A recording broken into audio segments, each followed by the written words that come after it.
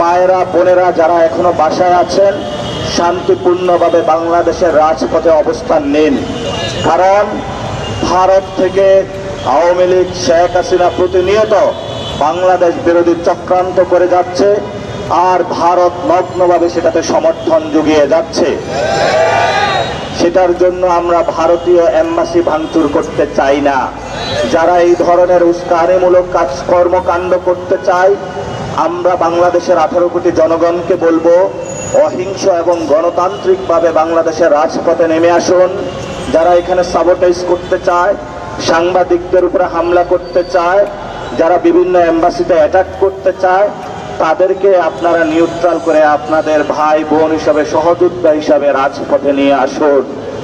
আমাদের যেমন আবেগ রয়েছে, অনুভূতি রয়েছে, তেমনি ভাবে আমাদের মনে রাখতে হবে আমরা মানুষ, আমাদের লজিক দিয়েও কাজ করতে হবে। আমাদেরকে যেমন আবেগ দিয়ে কাজ করতে হবে, তেমনি ভাবে এটা ভুলে গেলে চলবে না।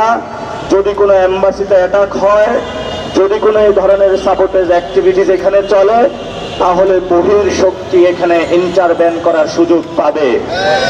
আমরা এই ধরনের কোনো সুযোগ দিতে চাই না। বাংলাদেশে 5 তারিখে যখন কোনো সরকার ছিল না এবং 5 থেকে 8 তারিখ পর্যন্ত আমরা দ্রুত সময়ে, সেই সময়ে আমরা কয়েকজন